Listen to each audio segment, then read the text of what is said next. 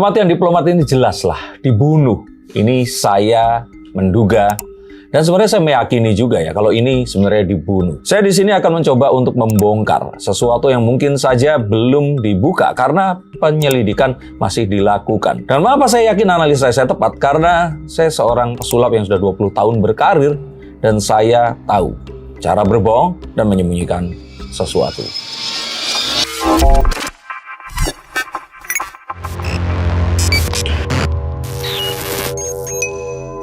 Halo Science Seekers, kembali berjumpa bersama saya, Denny Darko. Tidak ada yang namanya misteri, yang ada adalah tanda-tanda yang kita semua coba untuk mengerti. Di sini kalian akan mendapatkan satu sudut pandang dari seorang pesulap profesional yang selama 20 tahun menyembunyikan alat sulapnya, menyembunyikan puluhan manusia untuk dimunculkan dari atas panggung. Dan kita akan coba lihat. Yang buat saya, buat seorang pesulap, ini sebenarnya adalah permasalahan yang sangat sederhana. Mari kita bahas. Oke Mas, ini kan dari kematiannya diplomat Kemlu ini kan menuai banyak banget kejanggalan ya. Karena kan bisa dibilang pada saat ditemukan itu posisi dari korban dari jenazah diplomat tersebut mukanya terlilit oleh lakban. Gimana nih Mas? Apakah yang Mas Den lihat ditaruh murni karena bunuh diri atau ada yang? Kalau saya sih menduga ini nggak ada bunuh diri, ini dibunuh. Karena setelah dililit lakban, badannya pun ini dililit dengan selimut yang berwarna biru. Dan saya katakan kenapa ini terjadi, karena kita belum menyelidiki ya penyebab kematiannya ini apa. Tapi kalau ternyata penyebab kematiannya adalah karena sesak nafas, ini artinya si pembunuh itu melakukan cara yang paling tidak kejam untuk menghilangkan nyawa korban ini tadi. Karena dengan dililit lakban, dia akan meninggal karena sesak nafas. Dan dia nggak perlu melihat orangnya ini akan melotot atau mengeluarkan lidah atau dengan cara yang lainnya. Maka saya pikir jika ternyata di sini kematiannya karena sesak nafas atau kehabisan udara, maka kesimpulan dari saya, dugaan saya di sini ini dilakukan oleh orang yang mengenal dekat korban. Jadi bukan bunuh diri. Bahkan bisa dibilang tuh informasi yang beredar bahwa di CCTV tidak ditemukan orang yang bisa dibilang tuh datang pada saat. Karena CCTV-nya kan pintunya ini dalam kondisi yang nggak tercover. Dan baru kalau diarahkan, baru dia akan bisa melihat. Nah, saya sih menduga bahwa CCTV ini tidak mengcover bagian yang memang orang ini bisa keluar masuk. Tapi saya yakin sekali di sini bahwa orang itu keluar masuknya pasti melalui pintu atau jendela. Bahkan di penyidikan polisi sendiri tidak ditemukan bukti sidik jari orang lain, tetapi lebih banyak sidik jari dari si korban sendiri.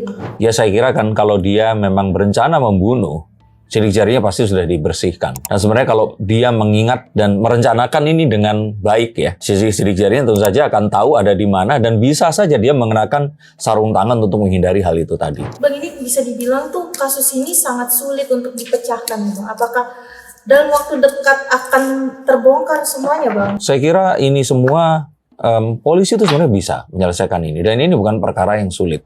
Tapi mereka memang menerapkan asas kehati-hatian sehingga mereka tidak berani untuk memberikan sebuah pernyataan sebelum benar-benar ini jelas. Nah, kalau diusut jelas-jelas ya saya pikir ini akan terjadi. Oke Bang, ini kan banyak yang mempertanyakan Bang, sebelum terjadinya ditemukan korban, bahkan di CCTV korban sempat terlihat membuang sampah Bang. Banyak yang bertanya-tanya isi dari sampah tersebut mungkin Bang. Saya pikir kalaupun ternyata sampahnya ditemukan, ini nggak secara langsung akan mengetahui siapa pembunuhnya atau berkaitan secara langsung. Tapi sepertinya ini hanyalah sampah yang memang dibuang saja dan tidak berkaitan secara langsung dengan pembunuhan itu tadi. Bang, mungkin dari kasus ini apakah ada dendam pribadi Bang?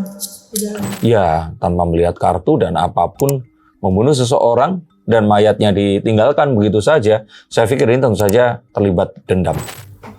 Kalau dari sisi keluarganya sendiri bisa dibilang melihat kejadian ini apa? Lagi keluarganya ini. Keluarga ini sepertinya di awal tidak ingin masalah ini jadi besar. Makanya tidak dilakukan autopsi dan langsung dimakamkan. Nah, tapi ternyata kan atensi dari netizen ini sangatlah di luar dugaan. Maka saya kira ya keluarga di sini pasti menjadi ya, kalau saya kira sedih tentu saja bercampur dengan kebingungan yang muncul dan juga sorotan dari orang-orang di sekitar yang tentu saja merubah kehidupan mereka dari saat-saat biasanya. Ya Bang, ini kan bisa dibilang kan kasus ini kan nggak cuma pertama kali ya Bang ya, kasus yang serupa juga pernah terjadi juga ya Bang yang sulit dipecahkan seperti ini. Akankah di tahun ini kasus tersebut akan mudah Bang? Apalagi ini kan bisa dibilang sudah 10 hari proses. Enggak, ini terpecahkan boleh. Bang, mungkin dari kasus ini ada keterlibatan dari pihak keluarga juga nggak sih ini Bang? Apalagi kan ini kan bisa dibilang si korban sebelumnya tidak ada info bermasalah dengan orang lain. Kalau keluarga ini susah untuk kita simpulkan secara langsung karena hal-hal yang berhubungan dengan penghilangan nyawa atau tindak kejahatan ini sangat mungkin memiliki hubungan dengan keluarga, dan karena itulah biasanya kalau seseorang ini meninggal dunia maka orang terdekat biasanya yang akan dicurigai untuk pertama kali. Tapi tidak sekonyong-konyong langsung ya akan berkaitan atau tidak, tapi ini adalah satu hal yang wajar.